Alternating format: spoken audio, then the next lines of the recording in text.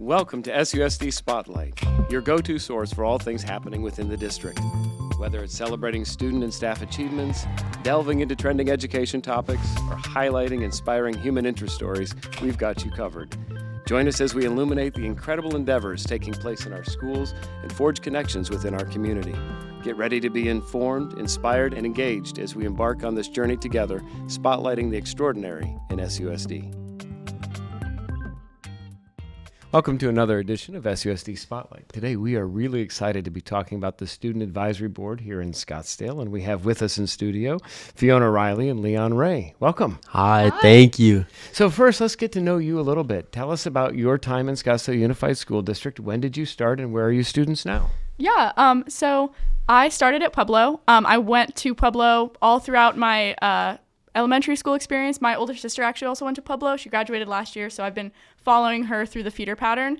And then I went to Mojave Middle School, and then I'm now a student at Saguaro. So I've been in SUSD my whole life. Very cool. Yeah, me too.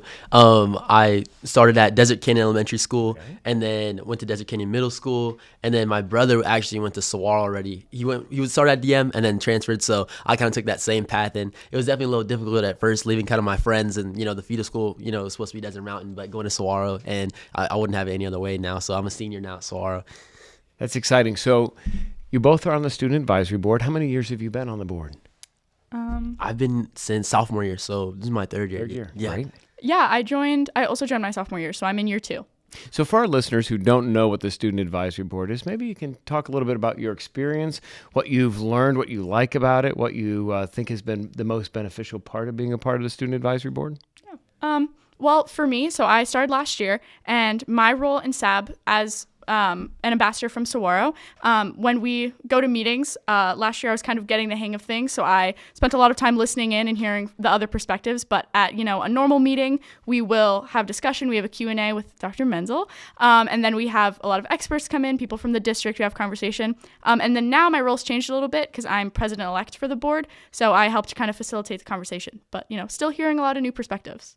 Yeah, for sure. And I've been since sophomore year, and it's been so fun just be able to be in the room with so many smart kids, and as well as like district leaders, so to be able to just hear their opinions on the district and stuff has been super cool. So just being able to be a part of that. And then last year I was able to be a senator representative for Saguaro, so that was really cool just to be able to really lead my school that way. What's it mean to be a senator? Yeah, so we basically just be able to gather all the information from my fellow peers and the kids around me, any issues or even the positive things as well, and just report back to that room full of kids, and as well to you, Dr. Menzel, and the other leaders in that room. Well, as you know, it's one of the highlights of each month for me to have the opportunity to hear directly from students, to find out what's going well and where we can improve.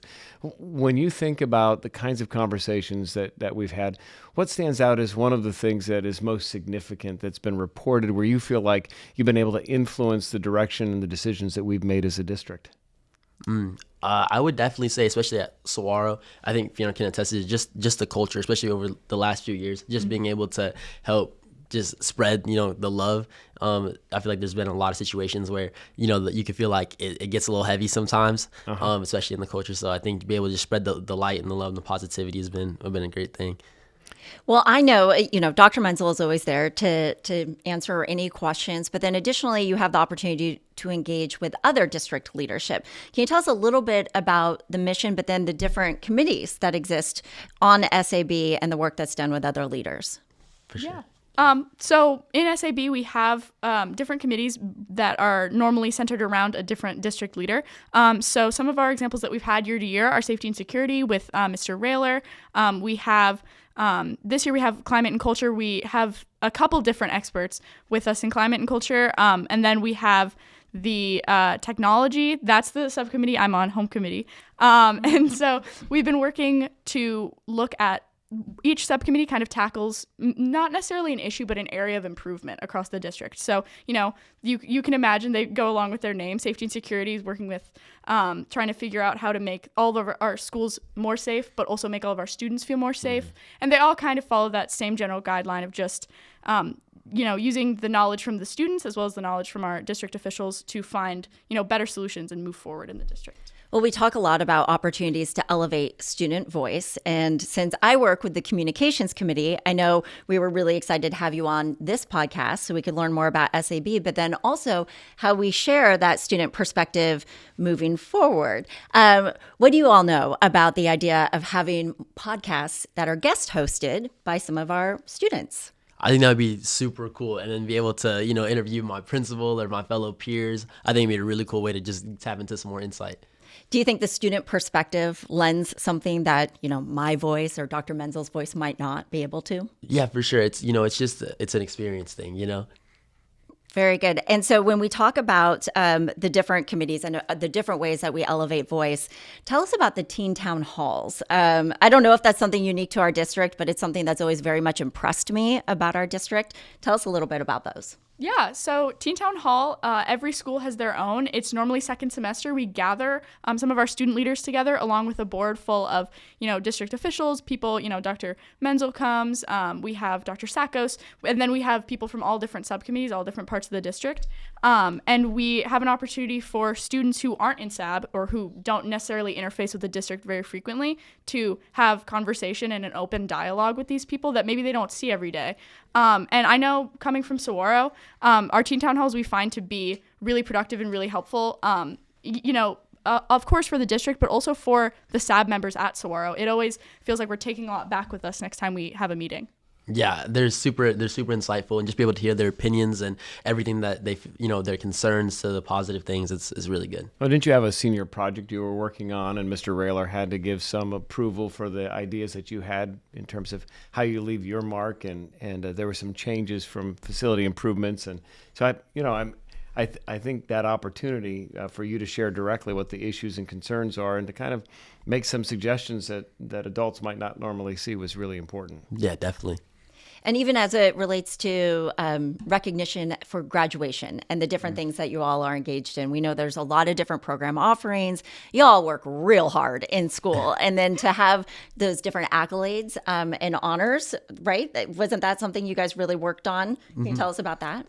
Yeah, for sure. Fiona, you want to talk about that? Yeah, so last year, I know just, from SAB as a whole, we were talking about, since we're transitioning into the Latin system across the district, we were talking about how we're going to recognize our seniors for the good work they've done over the past 4 years. So in SAB, we talked about it, and then we all brought it back to our town halls. And at Saguaro specifically, we had a conversation with, various members on the board asking their opinions, but then also asking what's the most feasible to kind of standardize what we're doing. And we got some really good feedback. Now I think, Saguaro knows the direction we're going, and I think a large part of that was the conversation we had at Teen Town Hall and what we brought back to SAB to, converse with the different perspectives. Yeah, exactly. And just from like a senior perspective, I know the kids, my fellow peers, they want to be able to be, represented properly, because like you said, it's a lot of hard work. So just be able to, be represented properly it's a good thing. So do you have other opportunities to engage with your peers from other schools, or is SAB a unique opportunity to build those connections?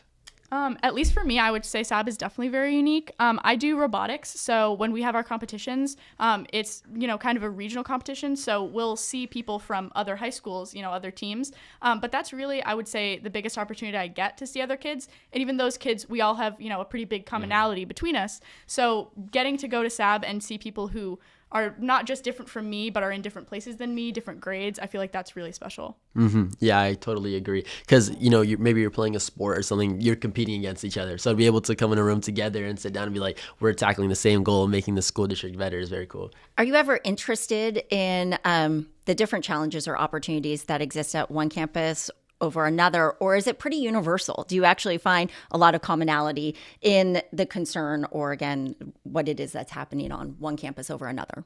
Well, I know personally, I think it's super, super interesting hearing from students from other schools. I think actually each district is surprisingly different. I mean, something that a small thing I'm always taken aback by is the difference in size between all of our campuses. So Saguaro is a pretty small campus. We have a pretty small student body. We're a really tight-knit community. But then at other, bigger high schools, I hear stories about, these the numbering of the buildings always kind of shocks me. Like, it's just crazy seeing how different, even while we're within the same district and we have the same ideals and we teach the same things, we're kind of seeing differences in just how the school day is run, day to day. There's a lot of big differences. Yeah, definitely. And maybe specifically that, the problems will differ, the circumstances will differ, but, the overall, topics that need to be addressed, they can be applied, across the district for sure. So, Leon, as a senior, you're about to graduate. What are the things you think that we've done well in Scottsdale, and what do you think we should do to improve? Oh, definitely just the diversity, starting at Desert Canyon, elementary school, and just going on. I see the way that, the diversity continues just to increase throughout the school district, and just the culture of that as well. It's been very, very cool to see it grow. And where are you going after this? What are your plans? What are your career aspirations? Definitely, yeah. So I plan on attending Grand Canyon next fall to study finance. So I'm super excited. Yeah, it's definitely been a blessing. And what about you, Fiona? What are your observations? What are we doing well? Where could we improve? And ultimately, what are your career aspirations? Yeah, so I'm only a junior, but definitely from my time in the district, I've seen a lot of really amazing things. I definitely agree with Leon that diversity is a huge thing. But I would say one of the biggest things I've seen is opportunity. Saguaro is like, this beautiful place of, I do a lot of science, and the Innovation Center and robotics and everything, the MSA, it all just kind of creates this huge, wealth of opportunity for the students. And, ultimately, because I have gotten that experience at Saguaro, my plans are to go to a 4-year university and the plan right now is mechanical engineering. Okay. So that's definitely all from my time at Saguaro and my time, doing robotics. So is there anything we could say to convince you to become a teacher? Oh, I don't know. Maybe my own personal innovation center. Okay. That might get me. That could be fun. All right. Good. Definitely. That's so fun. Well, and each of you, you said finance and you said engineering, both obviously things that are supported in the school to learn from. But are there other extracurriculars or sports and arts? Because it does seem what I've really enjoyed, even as a parent, is seeing all the opportunity, like you said, that's available to kids, but in all different areas. So I wonder what else you've experienced that has really stood out to you over the years. Oh, I definitely have to say, not only just the the sports obviously, and teams you can be a part of, but the clubs. I mean, there's a range of clubs. They get as unserious as Serial Club, and they go all the way up to I don't even know, like some crazy math clubs and English clubs. So it's very cool to just be a part of those different communities. And some of them they take all your time, and there's other ones that they don't have the biggest commitment, but you're able to be a part of a community and build it.